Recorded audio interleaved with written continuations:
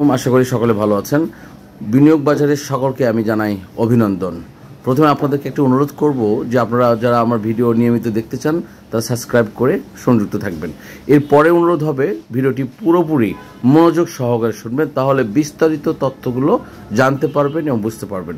Because আমরা যে prospective নিয়ে কথা বলি তা শুধু কেনা বেচার কথা বলি না, আমরা সামগ্রিক চিত্র নিয়ে কথা বলি। তো চলে আসি মূল আলোচনায়। আপনারা শিরোনামে দেখতে পেয়েছেন যে পতনের বাজারে আমরাই সফল এবং কিভাবে বিনিয়োগ করবেন।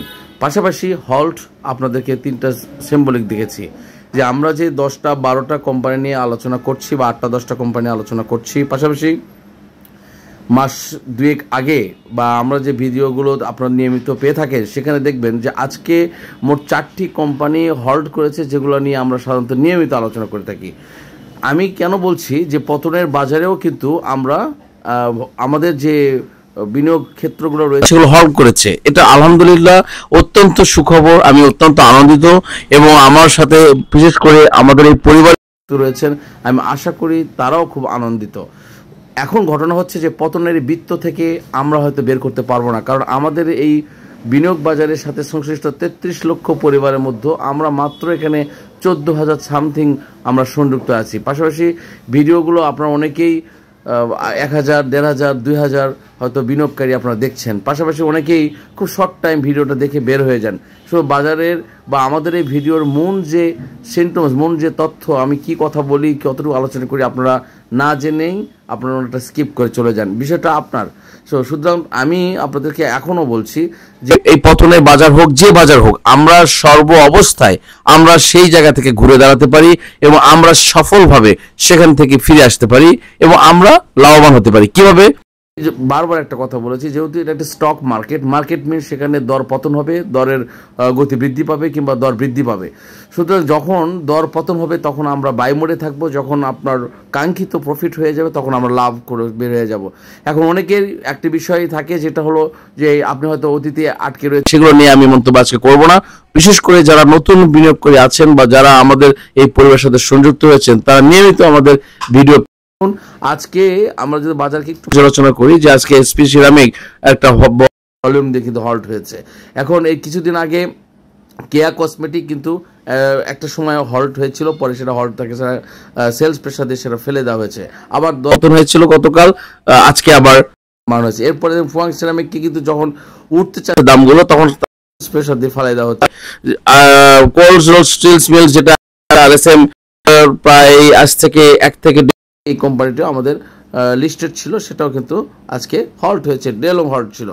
সো আমি এটা উদাহরণস্বরূপ তুললাম, বিশেষ করে আপনারা যারা নতুন ইনভেস্টর আছে বিনিয়োগ করছেন এবং তাদেরকে আমি বলেছি যে কখনোই আপনার পোর্টফোলিও খালি করে আপনি এক লটে সব কিনবেন না। দর পতন হবে আপনি কিনতে থাকবেন, দর পতন হবে আপনি কিনতে থাকবেন। এখন বিষয়টা হচ্ছে যে আপনি কতটুকু কিনবেন, কতদিন কিনবেন, বিষয়টা আপনার উপর সম্পূর্ণ নির্ভর করবে। বিকজ আমি কিন্তু আপনার পোর্টফোলিও ম্যানেজমেন্ট করি না।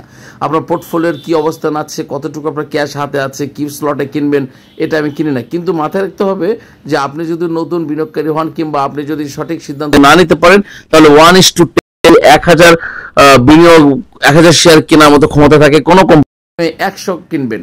এখন যে কোম্পানিগুলো আপনাদেরকে লিস্ট দিয়েছি, এরপর যদি আবার একটু র্যাপিডলি দর পতন হয়েছে, নিউজ হয়েছে, নেগেটিভ নিউজ হয়েছে, আপনি দরকার হলে আরো 100 কিনে নিলেন। এরপরে যদি দেখছে যে আবার একটু নেগেটিভ নিউজ, এরপর দেখবেন আপনি যখন এই 1:10 ফিল আপ করার আগে আপনার এই আইটেম কিন্তু হল্ট হয়ে যাবে বা আপনি আপনার কাঙ্ক্ষিত প্রফিট পেয়ে যাবেন। বাট সবচেয়ে গুরুত্বপূর্ণ বিষয় হচ্ছে যে আপনাকে প্রোডাক্ট চয়েস করতে হবে। সবচেয়ে বেশি গুরুত্বপূর্ণ বিষয় হচ্ছে যে আপনার সেক্টর, আপনি কখন কোথায় ইনভেস্ট করছেন। আপনার আরেকটি গুরুত্বপূর্ণ বিষয় আপনাকে সিলেক্ট করতে হবে যে আপনি ভ্যালুড কোন শেয়ারের প্রতি আপনি ইনভেস্ট করছেন কিনা।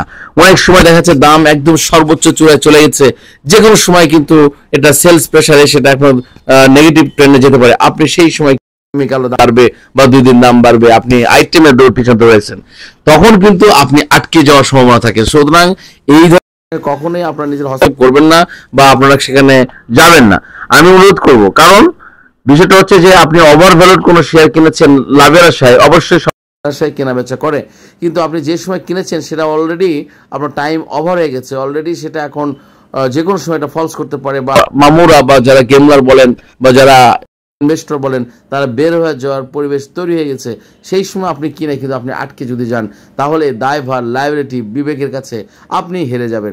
আমি আপনাদেরকে এই জন্য কিছু কিছু লো পেইড কোম্পানিগুলোকে আপনার সাথে আলোচনা করি যেগুলোর দাম কম রয়েছে এবং অল্প করে আপনি ইনভেস্ট করতে পারেন। যেমন ভালো কোম্পানি সবাই জানে, ভালো কোম্পানি নিয়ে মন্তব্য করার কিছু নাই। এই কথাগুলো আমি বারবার আপনার সাথে আলোচনা করেছি যে বোঝে যে কোম্পানিগুলো ভালো, যেগুলো দাম বেশি বা যেগুলো এই ক্যাটাগরির খুব ভালো, এগুলো নিয়ে আসো বক্তব্য এবং আপনি নিজের জ্ঞানে গর্বে সবকিছুতে আপনি কিনতে পারেন, বেচতে পারেন, লাভবান হতে পারেন। বাট কিছু কিছু প্রোডাক্ট রয়েছে যেগুলোকে আপনি খুব ম্যাজিকলি আপনি ভালো কিছু করতে পারেন এবং একটা সময় আপনি অপেক্ষা করার পর সেটা কিন্তু ভালো একটা অবস্থা নিয়ে যেতে পারেন। আমি বিশেষ করে যে কোম্পানিগুলো ক্রমান্বয়ে কিন্তু সেগুলো ভালো করছে এবং আমরা যেহেতু সিদ্ধান্ত একটাই যে আমরা লস দিয়ে কিছু বিক্রি করবো না, সুতরাং আমাদের তো কোনো ভয়ের কিছু নেই এবং আমি সেই অবস্থানে আমি বিক্রি করবো যখন আমার লাভ হবে এবং আমি সেই টাকা এখানে ইনভেস্ট করবো যে টাকাটা আমার 1 মাস 2 মাস যদি এখানে ফ্রিজ থাকে তাহলে আমার কোনো ক্ষতি হবে না। প্লিজ আমি অনুরোধ করব দয়া করে আপনি সেই টাকা ইনভেস্ট করবেন না যে আপনার 5 দিন পর এখান থেকে বের হতেই হবে, এই টাকা আমাকে বের করতে হবে। কোনো কারণে যদি দর পতন হয়ে যায় তখন কিন্তু আপনাকে লস দিয়ে বিক্রি করে বের হয়ে যেতে হবে। আর আপনি জানেন না, আমি জানি না, কেউ জানে না যে হোয়াট উইল হ্যাপেন টুমরো। সুতরাং এই বিষয়টা আপনার খুব গুরুত্ব সহকারে দেখবেন এবং যে টাকা আপনার 2 মাস 3 মাস 4 মাস, অনেক সময় ক্ষেত্রে দেখা যাচ্ছে যে আপনার 6 মাস ওয়েট করতে হতে পারে, এমন ফ্রিজ মানি বা অলস টাকা যদি আপনার থাকে তবেই কিন্তু তা বিনিয়োগ বাজারের জন্য উপযুক্ত। এখন চলে আসি আরেকটি মূল আলোচনায় যে আমরা রাজনৈতিক একটি উত্থান পতন ডামাডোল বিভিন্ন পত্রপত্রিকা অনলাইন পোর্টলাইন অফলাইন আমরা পাচ্ছি জানছি, কিন্তু দেখুন বিনিয়োগ বাজার কিন্তু বিনষ্ট হয়ে যাবে না বা বিনিয়োগ বাজার কিন্তু ধ্বংস হয়ে যাবে না। বিনিয়োগ বাজারকে আপনি খুব জোর নেতিবাচক কিছু তথ্য দিয়ে কিছু ফেলে দিতে পারবেন, বাট বিনিয়োগ বাজার কিন্তু টিকে থাকবে। বাংলাদেশ থাকলে বিনিয়োগ বাজার টিকে থাকবে, বাংলাদেশ যদি থাকে, রাষ্ট্র ব্যবস্থা যদি থাকে তাহলে বিনিয়োগ বাজার সচল থাকবে। এবং সবচেয়ে গুরুত্বপূর্ণ বিষয় হচ্ছে বিনিয়োগ বাজারের দিকে চোখ কিন্তু রাষ্ট্রপ্রধান থেকে শুরু করে সকলের চোখ এখানে চলে এসেছে। সুতরাং এখান থেকে উত্তরণ হবেই, today or tomorrow or day after tomorrow or after few days. এটা কিন্তু এখান থেকে কিন্তু এই বাজারকে একটি উত্থান পর্যায়ে বা ভালো একটা ডেভেলপমেন্ট হবে এই বাজারে, এটা নিঃসন্দেহে আমি বলতে পারি। সুতরাং এখন সময় হচ্ছে ধৈর্য ধরে থাকার, আর এখন সময় হচ্ছে যে আপনার এখান থেকে প্রফিট নিয়ে আসার। কারণ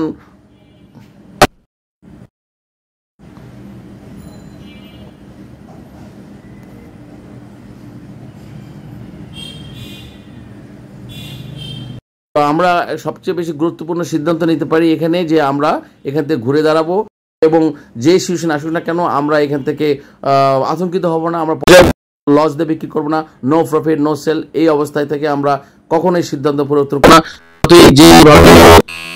আমরা আমাদের সিদ্ধান্ত নিচ্ছি, ইনশাল্লাহ আগামীকাল ভালো একটা অবস্থান আমরা পাবো। আর চোখ রাখবেন, আমরা যে কোম্পানিগুলোর কথা বলেছি যে 12টি কোম্পানিগুলো আমি যদি আপনাদের সাথে আবার আরেকটু শেয়ার করে নেই তাহলে আপনারা একটু চোখ রাখবেন। বরাবরের মতো বলছি যে best rolling, Islamic bank, Monno ceramic, N polymer, Hakkani pulp, জেমনিসি, Fuwang ceramic, Sonali Aansh, SP ceramic, ring shine, beach hatchery, Robi এবং কেয়া কসমেটিক এবং আরও অনেক কোম্পানি রয়েছে। অ্যাকচুয়ালি আমি এই কথা নিয়ে আপনাদের সাথে আলোচনা করেছি এবং এটা নিয়েই আপনাদের সাথে বারবার আমি বিভিন্ন তথ্যপত্র দিয়ে আলোচনা করি। আপনারা আমাদের পাশে থাকবেন এবং সিদ্ধান্ত একটাই যে আপনি কখনোই লস দিয়ে বিক্রি করবেন না এবং কারো কথা প্ররোচিত হয়ে আপনি এখান থেকে আতঙ্কিত হবেন না। ধন্যবাদ সকলকে, সকলের জন্য শুভকামনা রইল।